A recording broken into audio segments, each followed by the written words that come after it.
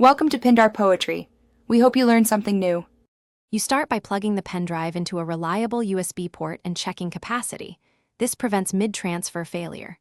Once connected, open your file manager and create a temporary folder where you'll stage photos. This helps group files and avoid duplicates.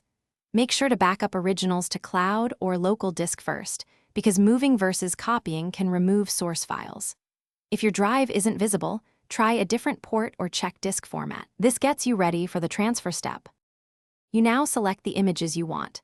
Sort by date or album, then drag a group into the pendrive folder or use copy/paste to preserve originals. Make sure to keep folder structure if metadata matters, because moving loose files can scramble organization. For thousands of photos, transfer in chunks of about 500 files to reduce risk of interruption. Once a chunk finishes, verify file counts and sizes. If permissions prompt appears, approve it. This ensures files copy intact and prevents partial transfers. You finish by verifying file counts and randomly opening several photos on the pendrive to confirm integrity.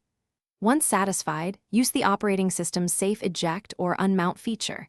This flushes cached writes and prevents corruption.